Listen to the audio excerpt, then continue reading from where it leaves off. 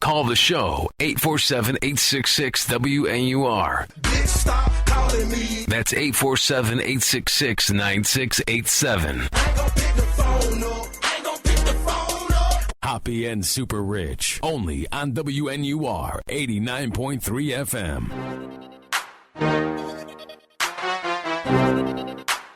So what is coming up in Super Rich News in the morning? Michigan investigators talk with a boy about basement ordeal. This is, a Michigan boy. I guess he was, or they couldn't find him. He was in a basement, something like that. And if you watch his dad's reaction live on TV, it is so awkward because he's on Nancy Grace, and he's like, "Oh my God, the kid was in the basement? What do you mean?" And you can just tell he knew the boy was in there. It's creepy as hell. All right, so Michigan investigators are learning more about what happened to a Michigan boy after he vanished for almost 2 weeks and suddenly turned up in the basement of his father and stepmother's home in Detroit. Police talked with Charlie Bothul for the first time Thursday about his disappearance and the events leading up to the bizarre discovery Wednesday of the boy hidden away in the basement. "We are getting some good information from Charlie," said Detroit police spokesman Michael Woody, but he wouldn't reveal what the boy said. Police may talk with the 12-year-old again as soon as Friday. "We're getting all the information we can for prosecutors so they can decide whether they'll be able to file charges, if any," Woody added. You have to wonder something went up because he was on Nancy Grace and he was acting all fake surprised. You know what I mean? You have to know something is up. Like, you go in your basement a lot to clean it out. If there's a flooding, you're going to go in there. How do you not know that there's a kid down there? If the kid's missing, he's going to be screaming, "Help, help." You know what I mean? Yeah. The boy who was turned over to his mother's custody met with the child psychologist before talking to police Thursday. While Woody did say authorities are not ruling out child abuse in the case, he would not comment on whether there was any sign of physical abuse against the child. In another development Thursday, the boy's stepmother, identified as Monique Bothul, was arrested. She was taken into custody for a probation violation on an unrelated weapons charge. That doesn't sound good. Doesn't sound positive whatsoever. Authorities obtained a warrant for her arrest on Monday, but waited until Thursday to take her into custody. "The most important thing for us at the time was finding Charlie," Woody said. Yeah. In addition to Charlie, Monique and Charles Bothul have 2 other children. Both were taken into protective custody. The child's father is not allowed to have any contact with Charlie while the investigation continues. Gee, I wonder why. It's not like there's a potential kidnapping in a basement. You would hope they wouldn't let the cops, or you would hope that they wouldn't let him talk to the kid. You know what I mean? Yeah. While everything gets sorted out. Well, yeah, I'm sure that's just protocol and whatever. Investigators said this is a standard operating procedure in such a case, which is exactly what it is.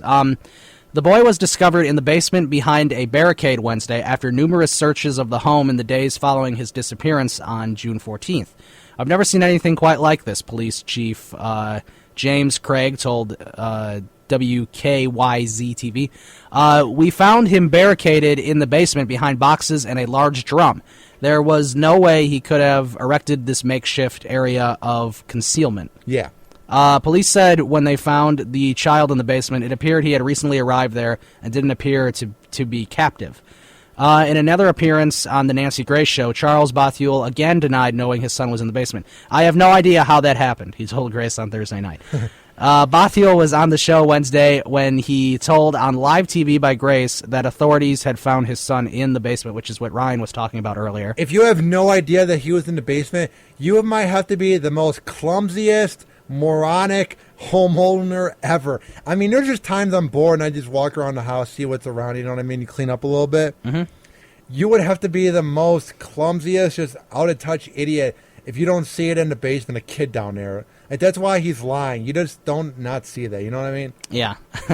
I mean, it's kind of crazy to think that, like, you wouldn't see him in there. Yeah. Right?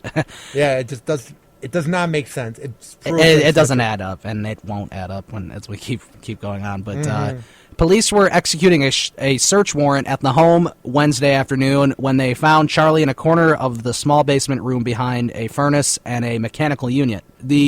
Charlie smiled at police and didn't appear to be captive. It appeared he arrived there recently, and investigators found cereal and soda in the area.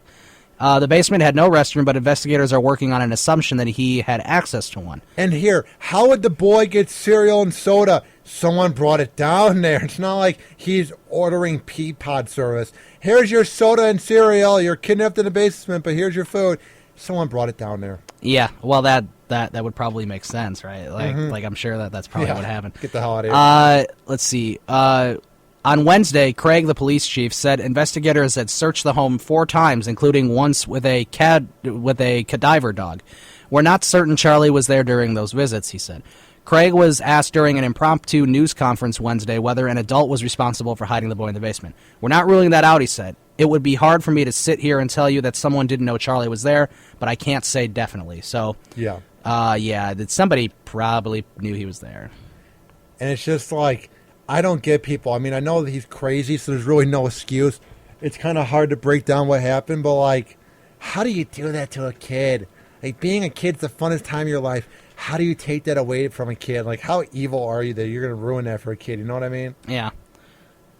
Here's another story. This one is from WFTV.com, which is in Orange County, Florida. Where else but Florida? 18-year-old held up Walgreens just to steal energy drinks. Come on now. I mean, how...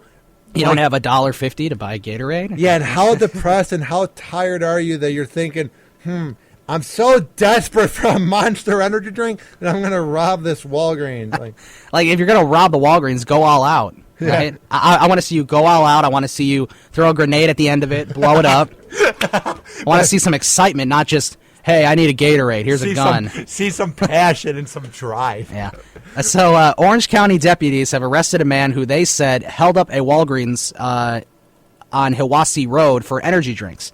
A Walgreens store manager spotted 18-year-old Lavicious Brown stuffing energy drinks into his backpack, deputies said. Yeah, it's weird if you're bringing a backpack into Walgreens. Like, whenever do you need a backpack? You're not there to do homework. You're not there to, like, go to a concert that you're holding things. If you're bringing a backpack into a Walgreens, Ryan, something is up. And that could go for anything. A grocery shop, Best Buy. Yeah, it could be anything. If you're bringing a backpack, you usually don't bring backpacks into anywhere but schools and other educational buildings, concerts, stuff like that. Yeah.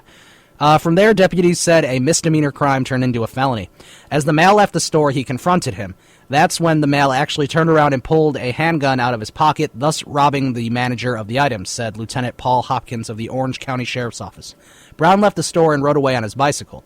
However, after an hour, a deputy spotted Brown and confronted him. Once the deputy confronted him, he dropped the bicycle and took off running, and our deputy was able to chase him down and get him into custody without any incident. How old is this dude if he has a bicycle? He's an 18-year-old. 18-year-old Lavicious Brown. He's probably a little punk ass that is too immature to get his license. So, like, the parents are like, you're biking around. Yeah. You know what I mean? Yeah, that's probably what it is. Surveillance video from the store helped convince investigators they had the right man. Brown was arrested and charged with a felony instead of just a shoplifting charge.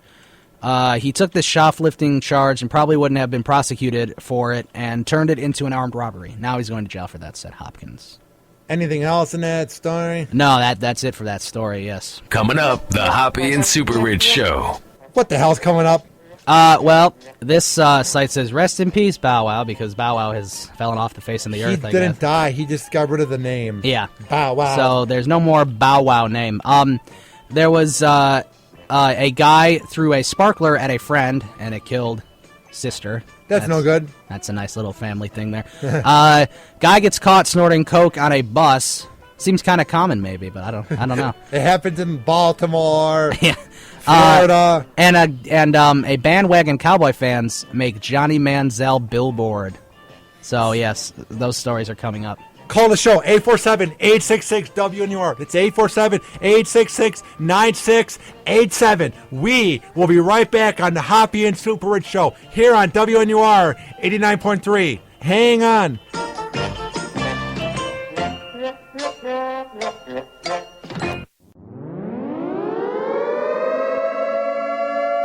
The Hoppy and Super Rich Show.